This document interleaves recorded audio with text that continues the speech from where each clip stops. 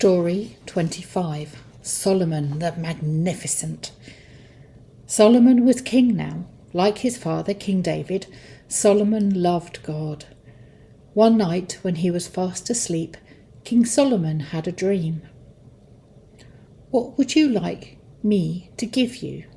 God asked him in his dream. Solomon could have had anything he wanted. He could be rich. He could be famous.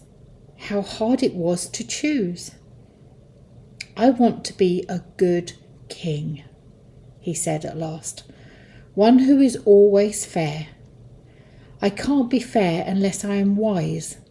So please make me wise." It was a good answer. "You shall be wise," God said, "the wisest king in the world, and I will make you rich and famous too." Kings and queens came to hear King Solomon's wise words, but he knew all about trees and plants, about birds and animals, and about people too. Everyone wanted to remember Solomon's proverbs, so they wrote his wise words down. Do what is right and fair if you want to please God. Kind words are as sweet as honey. It's good to take care of animals. A smile makes you feel happy.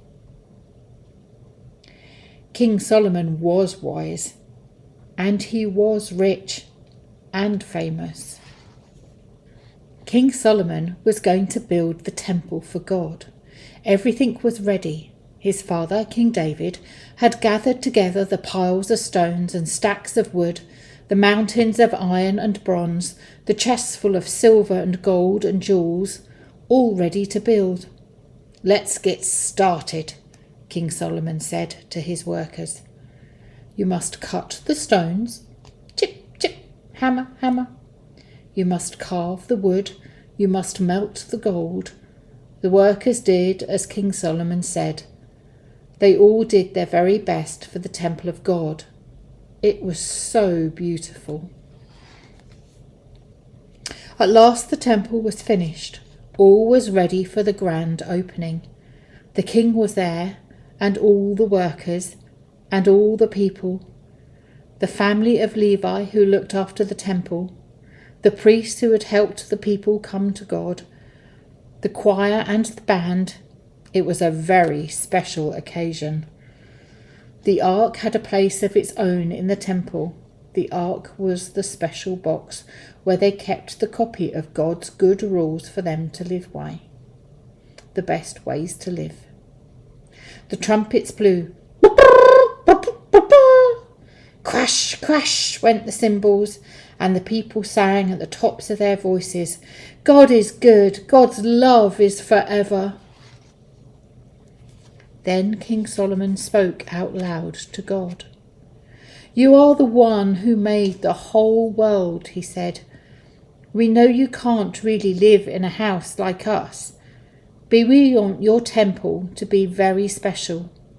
A place where we can come to you, a special place to say our prayers." King Solomon spoke to the excited people. "God bless you and make you happy," he said.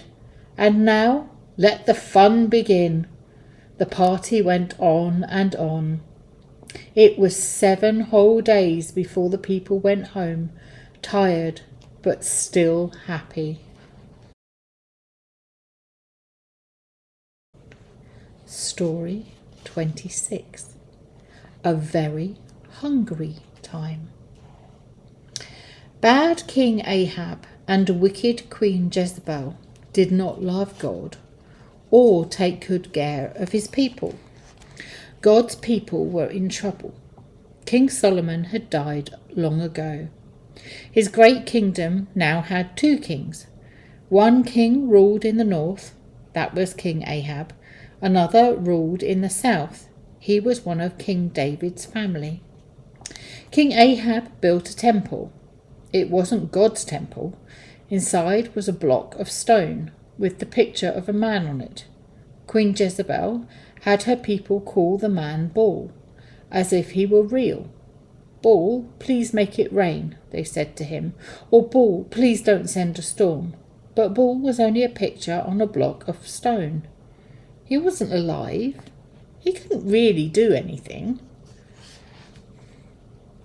Elijah the prophet went to King Ahab with a message from God.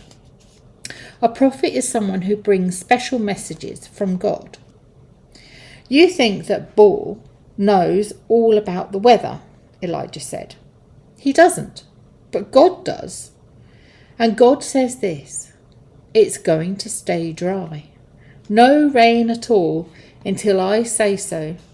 Just you wait and see." King Ahab did not believe it. But all that day the sun shone. Every day, day after day, the sun shone. The days and the weeks and the months went by, and not a drop of rain. Everyone began to get worried. No rain means nothing will grow. No rain means no water to drink. All day, every day, the sun shone. The plants began to droop and die, and soon there would be nothing to eat. The rivers began to dry up. Soon there would be nothing to drink. "Where is Elijah?" roared the king. "Just let me get my hands on him." But no one knew where Elijah was. No one but God. Elijah was down by the brook. There was still some water to drink, and he had food to eat. God was looking after Elijah and keeping him safe.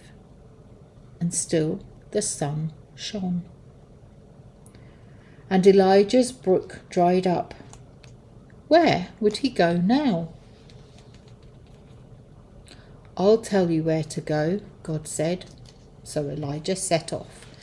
He was almost there when he met a poor woman picking up sticks for her fire. "I'm very thirsty," Elijah said, and she went to fetch him some water. "I'm hungry too," Elijah called after her. "We have nothing left but a handful of flour and a drop of oil," she said sadly. "And my little boy is so hungry." "Don't worry," Elijah said. "Bake me a loaf first and then bake your own. You won't go hungry. Your flour and your oil will last till the rain comes. God himself says so." So she did as Elijah said. And there was bread to eat every day, bread for Elijah and the woman and her son, because God was looking after them.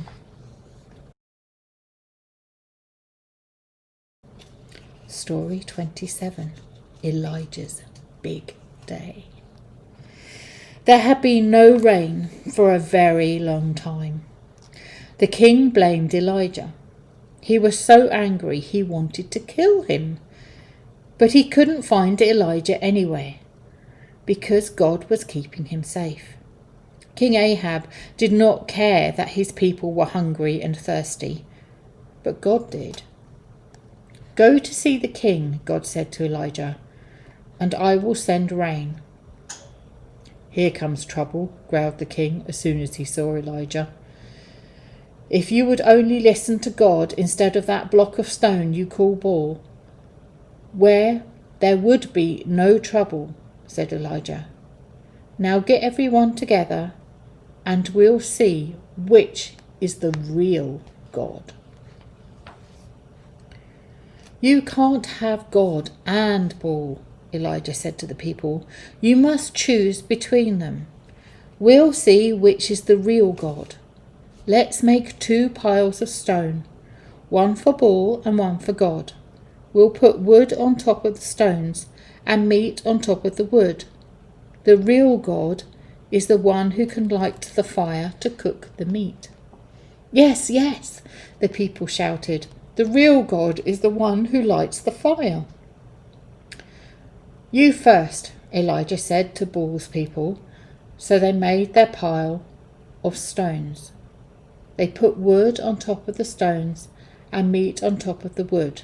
Then they asked Baal, to light the fire. But nothing happened. Round and round their pile of stones they danced, shouting, "Answer us, Baal! Answer us, Baal!" But still nothing happened. Elijah began to tease them. "Shout a bit louder, perhaps Baal is asleep." Baal's people danced and danced till they were worn out. They screamed and shouted till they were hoarse, but still nothing happened. "It's my turn now," Elijah said, and everyone gathered around to watch. Elijah made his pile of 12 big stones. He put wood on top of the stones and meat on top of the wood. And he made the people pour water all over it. Then Elijah talked to God. He didn't shout. He didn't dance. He didn't need to. He knew that God was listening. "Let all the people see that you are the real God," Elijah said. At that very moment, the fire came. It burned the wet wood. It roasted the wet meat. What a delicious smell! The people all bowed to the ground. "This is the real God," they cried. "The only real God." Then at last God sent the rain. The hungry, thirsty time was over.